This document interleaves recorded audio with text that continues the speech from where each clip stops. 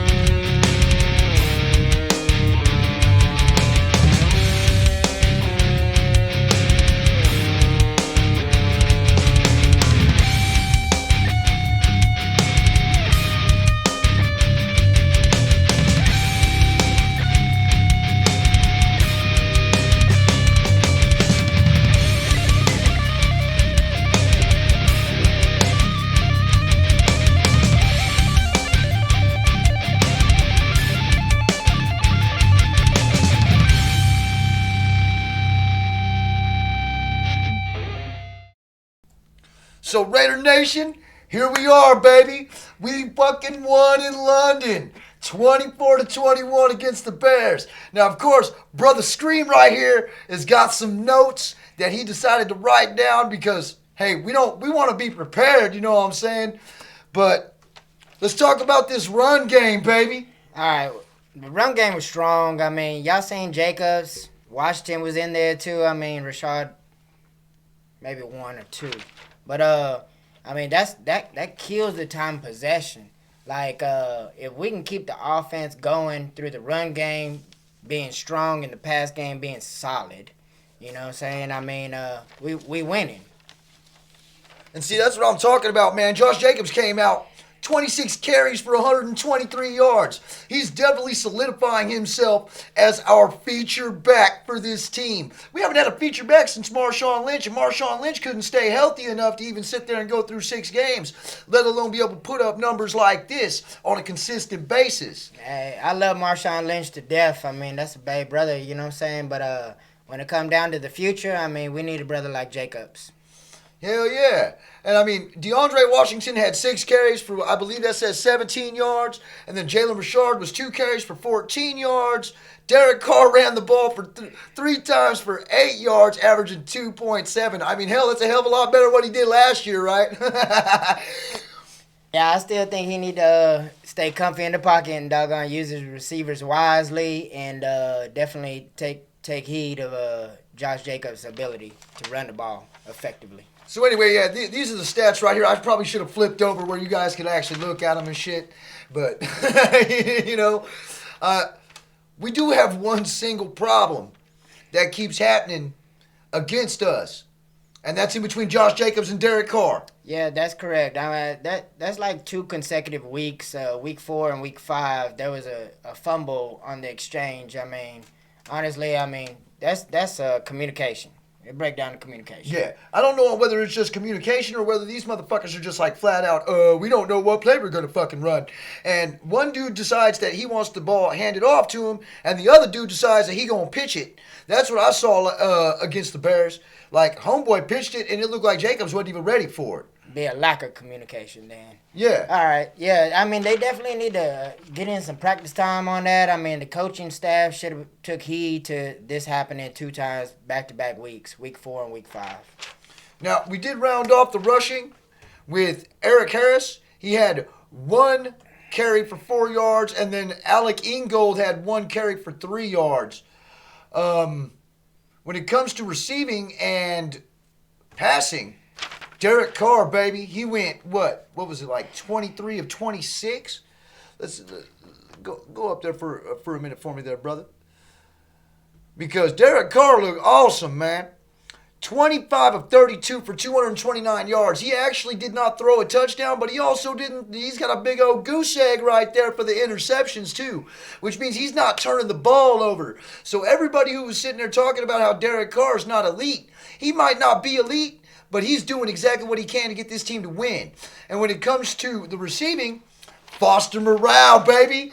4 receptions for 46 yards, man, on 4 targets. That means we threw it to him 4 times. He caught the ball 4 motherfucking times, and he got 46 yards. He was very productive. Same thing with Trevor Davis. He had 4 receptions for 42 yards. Darren Waller had 4 receptions for 39 yards on 5 targets. We're going to talk about a little bit more about him here later on during the video. Derek Carrier, 2 receptions on 2 targets. 22 yards, man. Our receivers ain't missing the ball, and we ain't got a number 1 wide receiver on this squad whatsoever. Tyrell Williams is out. You really look at it, Derek Carr is basically pulling a Tom Brady with all these no-name people on our wide receiver squad, making them look great. Hey, that works for me. Carr, everybody could say he's mediocre. I don't think the highest of him, but he's our quarterback, and I've seen worse quarterbacks lead teams to the Super Bowl, such as, example, Trent Dilfer. Yeah. Hey, let's talk about worse quarterbacks right quick. Does everybody remember Jamarcus Russell? Anybody remember Jeff Hostetler? Anybody remember Matt McGloin? This dude sucked. Andrew Walter. We should really appreciate what we have, because if you guys was living back in the day and you remember what the hell this team used to be, we didn't have a single damn quarterback on the damn squad that could have taken us as far as Derek Carr has taken us. For real. So, we're going to talk about the fumbles. Derek Carr got credited for that fumble when he decided to pitch the ball instead of hand it off. They really got to figure out the communication issues. He wears that C on his chest for a reason. So, if he's a captain, Jacobs ain't even got his feet wet. But both of them are at fault, yes, due to lack of communication within practice. So once it comes game time, there is no excuse. So the captain is at fault, in my book. And Trevor Davis, he had a fumble too, but he's been a real huge bright spot on our wide receiver squad. No joke, we needed this guy, especially after the Antonio Brown debacle, which we just signed another wide receiver at that too, in Zay Jones. So, we gonna be all right, man. And we got to sit there and think about what our defense is going to do, because our defense, the one glaring spot on our defense, I'm not even going to call it out by a certain position or anything like that, but we need to stop taking our foot off the motherfucking gas. We gave up 21 points in the 3rd quarter. This looked like a complete fucking relapse of the Kansas City Chiefs game, giving up all them points in the 2nd quarter. Agreed. 3rd quarter has been devastating for us, even during the preseason game. The first game ever played in Canada that we played against the Green Bay Packers. It was a home game for us. We've been doing a lot of traveling, and we traveling to Green Bay this time. And during that preseason game, we still took a hard hit in the 3rd quarter. The 1st, 2nd, and 4th, we were good. So something coming out of that doggone locker room after halftime. I don't know what you went in there and did, but get your life together. And smoking blunts is what the fuck they doing in that damn locker room, forgetting what the fuck they doing.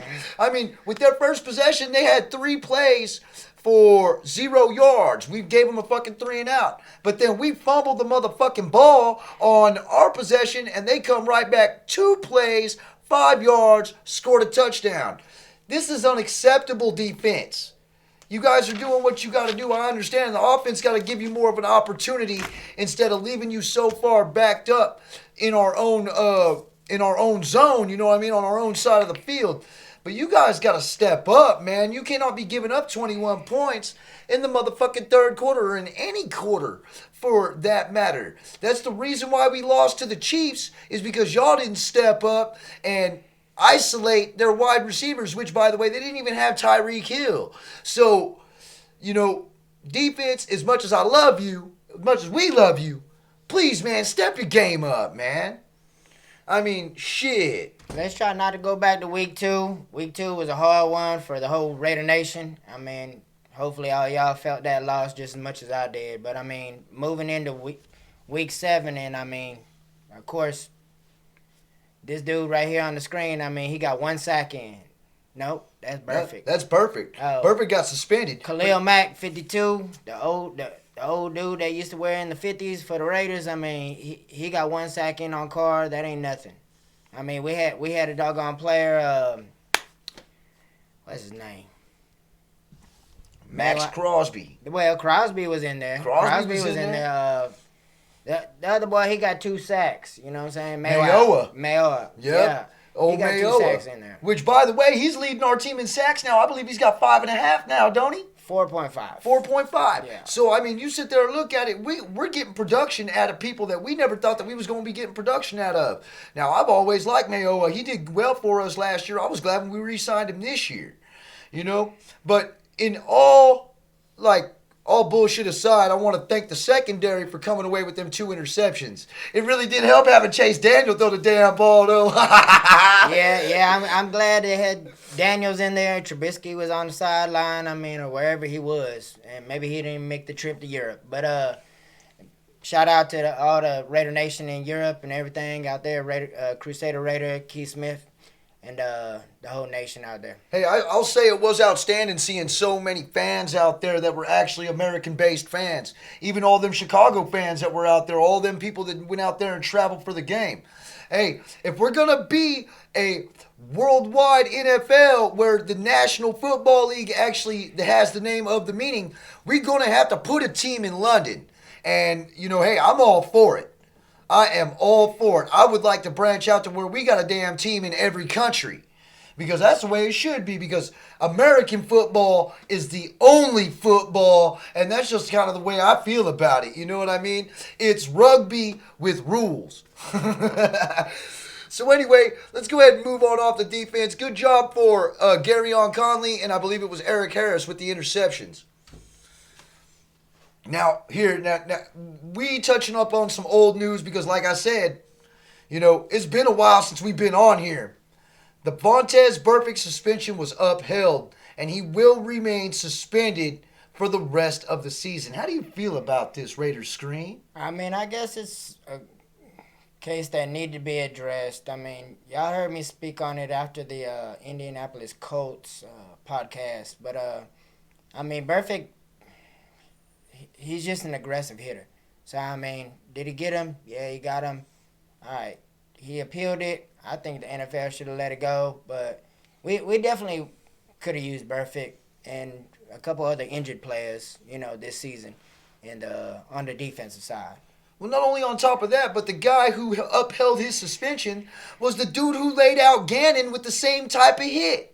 You know what I mean? This fucking hypocritical motherfucker is going to go ahead and keep Vontaze Burfict out, even though his ass should have been suspended for the hit that he put on Rich Gannon. You know what I mean? A lot of people forget where they come from. Exactly. A lot of these people just want to figure out, hey, well, now that we're in an upward position in the NFL, now we got to uphold the actual rules. You know what I mean? But they don't realize what they was doing during their own playing time. Right. Yeah. You know? Justin Jelly Ellis was released, so that actually saved us some money on some cap. The homeboy didn't even play this season anyway, but hey, I want to give you a salute, Ellie. You know what I mean? Hey, it was nice having you, bro. I know I'm going to miss you, but I don't think the team's really going to be all that hurting without this man. Yeah, I mean, his impact was tentative. You know what I'm saying? I mean, he was a placeholder. I mean, appreciate you, Ellis, for being a Raider. Once a Raider, always a Raider, but he's replaceable. Now, we released Marcel Aitman prior to the bye week, but then we figured out that J.J. Nelson can't stay healthy. So we went ahead and got rid of J.J. Nelson and re-signed Marcel Aitman. What do you think about this? I think it's a wonderful move, man. This is a homegrown talent. You know what I mean? He might not be from Oakland, but he came to Oakland first. You know what I'm saying? And we gave him the opportunity. I don't think he should have been playing for anybody else anyway. I mean, I'm fine with Aitman being part of the wide receiving core. I mean, to say he's gonna make that much of an impact. I mean, we haven't even tested Doss' abilities yet, still, and we're going into week 7. So, I mean, maybe we need to change it up a little bit. That's their call, the coaching. I mean, they got to communicate. And with the addition of Zay Jones, I don't see Marcel Aitman really getting much playing time, but he will be in there, a few plays here and there, maybe a couple third downs and whatnot. He's real questionable on his hands, you know what I'm saying? But, hey, something's better than nothing. And, I mean, to be honest with you, man, we got to keep as many wide receivers on this squad that we can get. You know what I'm saying? I'm not going to lie. Monday Night Football game, Detroit and Green Bay. Green Bay.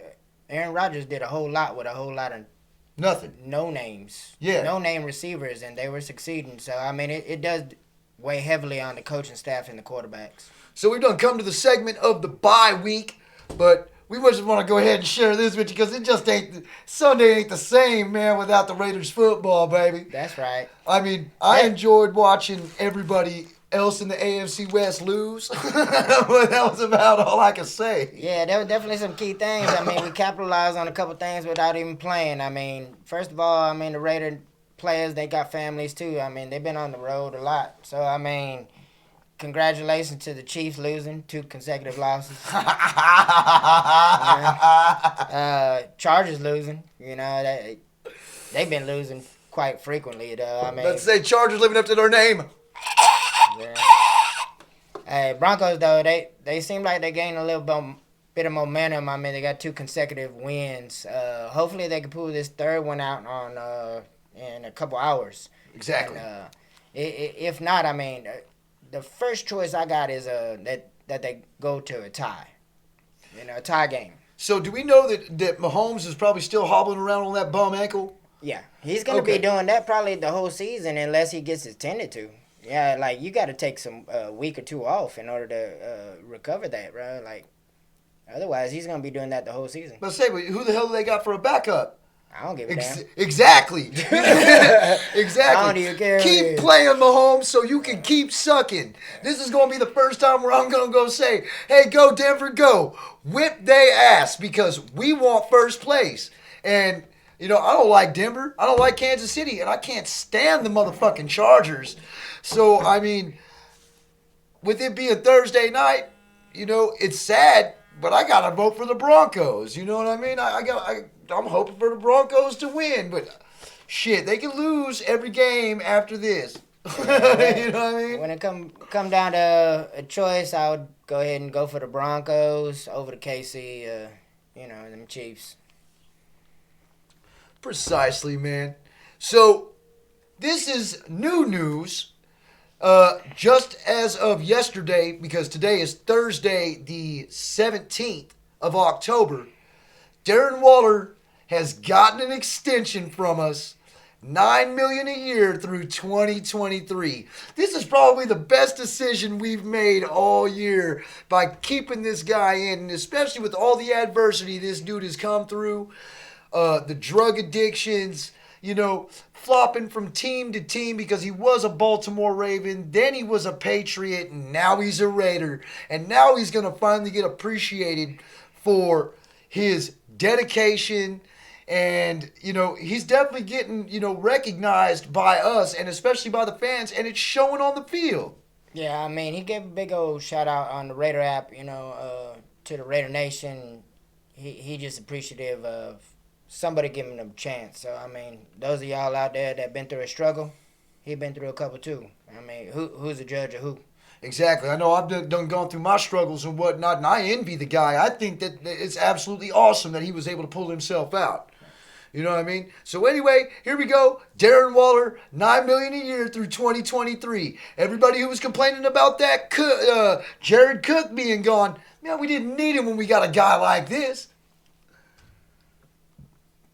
Now, here's another one, because this is new news. All right.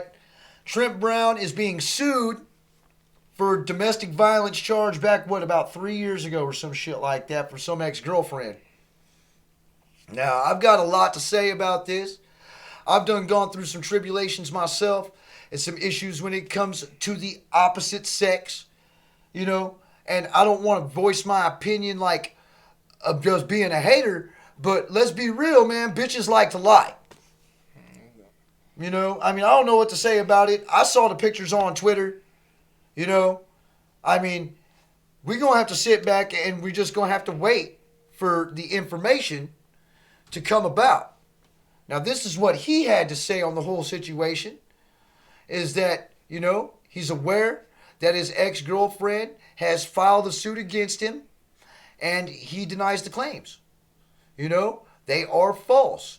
Now, depending on what the law is going to say and how everything's going to work out is on whether this man's going to still be playing for us or not. This does suck because we need this man on our line, bro. Well, we got to remember, though, I mean, he was a Patriot when all these allegations occurred. So, I mean, you know, the Patriots very thin with their amount of bullshit they'll put up with their staff and their executives and their coaching. So for him to be a player that transitioned over from a Super Bowl winning team to the Raiders, which is a future Super Bowl winning team,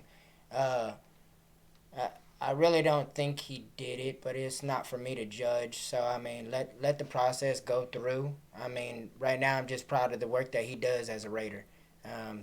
His personal things have nothing to do. 3 years ago, I mean, that affects nothing on his performance week 5 when he blocked down Khalil Mack. Exactly. And I agree with you to the most wholehearted extent. But because of the situation I've been in, I'm calling bullshit. Because I'm thinking that this is straight up fucking bullshit. I saw the fucking pictures. I saw everything I needed to see. Just like you was saying, the Patriots have a very minimal amount of bullshit that goes on with them. If they ain't going to cut him while this happened on their team, then we obviously know that this is nothing but a money play. And she was just waiting for him to get that big fat paycheck before she decided to go ahead and stick him. You know, the little fat lip that she had, that bitch looked like a herpy. I don't give a fuck. I don't give a fuck. Don't give a fuck. So now here we are. We are over here for the pregame for the Raiders at the Packers in Lambeau Field. Now, we've got to stop Aaron Rodgers. And we definitely need to keep our hands away from the shoulder pads up top here, baby. Because if we don't, they're going to call illegal hands to the face like they did to the Lions on Monday night. Yeah, that was some horrible officiating, but I mean, it wasn't against us. Let's move forward. But we do have to focus on a couple things. I mean, we did beat them in the preseason. Yes. So that was noted. None of the starters played, but if Aaron Rodgers goes down, who's their backup? Boyle, right?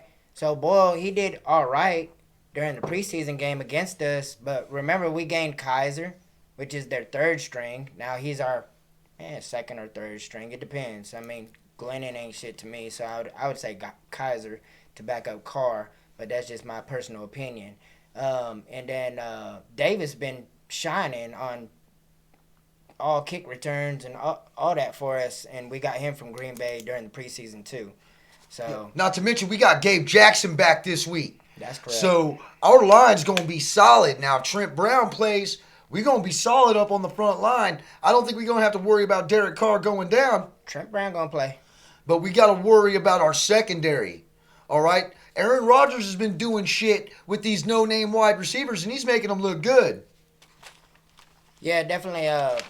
We don't have that wide receiver one. Y'all have heard me speak on this back on week 4, week 3 podcast. But I mean, Brady don't have much neither over there. And Rodgers just did what he did with Detroit with no name. So I mean, Carr can do it. You just got to own the position and handle that C that's on your chest. That's right. And you know we got Nevin Lawson who's going to be playing this week, I believe. Yeah. Linebacker. We got Nicholas Morrow. Yes. We've got... that's my boy right there. And don't we have that dude Phillips who's also playing too? Yes, he's in there. Okay. He's in the linebacking core. Right. Our linebackers are going to be tested. You know what I mean? They're going to be tested. Now, what I suggest is that we throw some weird-ass blitz packages at this cat. You know what I mean? We're going to have to fucking attack from the outsides. Arden Key, man, you've got to get to the quarterback, bruh. You've got to get to the quarterback. You are a fucking disappointment. You really need to get your ass out there and start playing the game like it's supposed to be played. There's a reason why you took the place of Khalil Mack. You know, if you're going to keep playing like this, bro, we just need to go ahead and play Max Crosby all the time. Straight up, man. I mean, we need you to step up in your game and put some pressure on Aaron Rodgers, baby. Some points I want to mention to this upcoming game that I believe is field position. I mean, field position, keeping the Green Bay Packers on their side of the field. Once they come across that 50, they're going to score, either 3 or 7. And Crosby's a good kicker. You're already seen by the Monday Night Football in previous years of bad calls, officiating. It's Rodgers and the refs.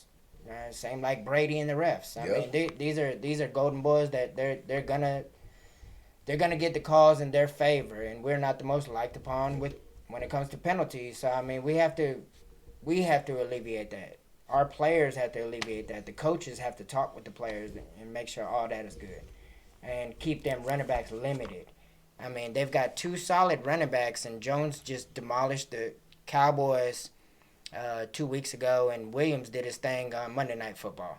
Yeah, so, he sure did. I think Nick Morrow, I mean, I'm kind of biased here because he's my favorite Raider currently on the active roster. He's got to spy Rodgers. He's got to spy Rodgers, and he got to attack that running back. If Rodgers hand that ball off to that running back, he got to smash him. And then if Rodgers keep that ball, he's got to spy him. He's got to get him. You know what I'm saying? So yeah, and our secondary, man, y'all need the corners especially. Y'all need to stick to them wide receivers like glue. You know what I mean? If we putting pressure on Aaron Rodgers and we making him move around the pocket, you already know that he's going to be looking for a wide open wide receiver. So y'all just need to make sure you stay focused and stick to your wide receiver. They might not be any big names over there, but they just as dangerous all the same. Completely agree. I mean, on that note, I mean, our defensive backs, I mean, they need to hit and hurt the Green Bay Packers wide receivers. They're pretty banged up over there already. I mean, y'all know a little story about Adams. I mean, if he plays, he plays. If he doesn't, he doesn't. But he's banged up regardless. And Allison went into concussion protocol. Did you guys see him light up that wall? His head hit that wall, baby. Hey, that was the funniest shit I've ever seen. But, you know, I ain't trying to make fun of the guy who got hurt, you know what I mean? But that was just, what a bonehead move, man. That's what gave him the concussion. Yeah. You know? I mean, he hit that wall with his head. Hey, it reminded me of like old school football when the damn goalpost used to be in the middle of the end zone and they would clock themselves with that. Yeah. Definitely taking them out. So anyway, we gonna hop over here to the next segment. We want y'all to go check out the Raider Ben podcast with Hardcore Raider and of course myself, Raider Gunn from the Raider Critique. We go every Saturday at 8 p.m. Central Standard Time.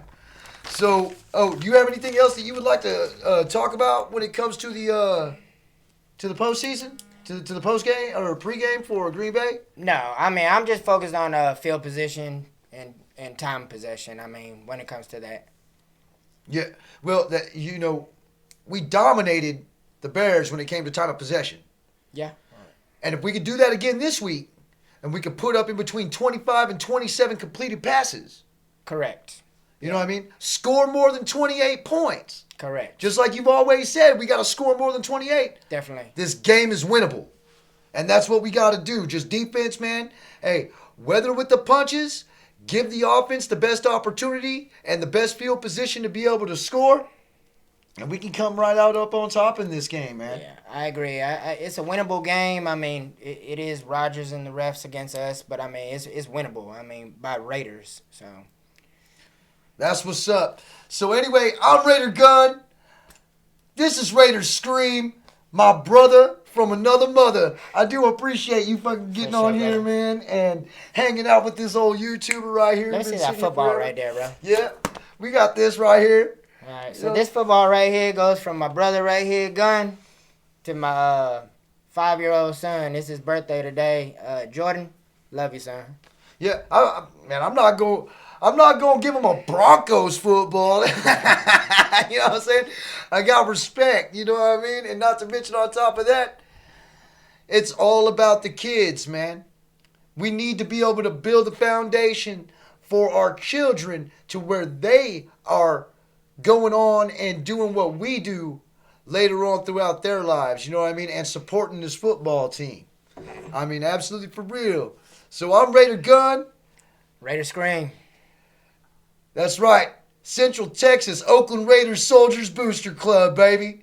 Right here. If you guys want to get one, hit my boy up right here, man. And you're going to have to go through some credentials to get one of these. You're going to have to get FaceTimed. We got to make sure you're real.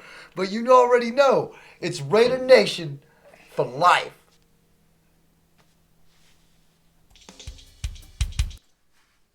Oof.